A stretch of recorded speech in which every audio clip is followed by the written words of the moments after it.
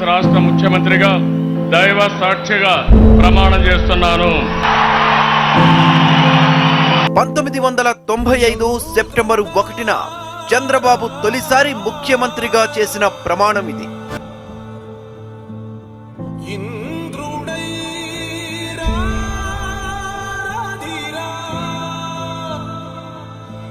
ఏనాడు నీ పరిపాలన మాకు వరం, నీ వల్లే ఈ రాష్ట్రపు సంక్షేమం సత్యం నిత్యం సఫలం.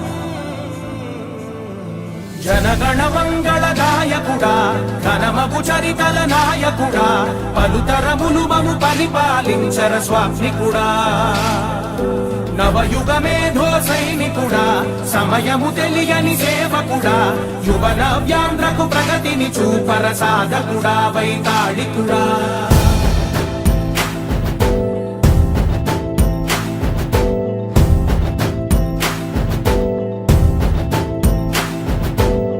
ప్రతి ఇల్లు నిన్నే నిన్నే పిలిచింది, ప్రతి గడప నీకే స్వాగతమంటోంది, ప్రతి మనసు నువ్వే గెలవాలంటోంది. పెద్ద కొడుకు నీవై తోడున్నావు చాలు, జరుగుతుంది మాకు మేలు మేలు.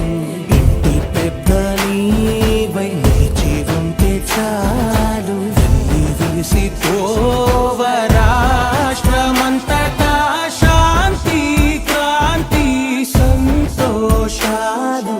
నాయకుడా నాయకుడా మళ్ళీ నువ్వే రావాలి, నవ్యాంధ్ర పాలకుడై నువ్వే గెలవాలి. నాయకుడా నాయకుడా మా తోడై నువ్వుండాలి, మేమంతా నీ వెంటే ముందడుగెయ్యాలి. ప్రతి ఊరు నీ పరిపాలన కోరింది, ఓ ప్రతి వాడ నీకే మద్దతు పలికింది.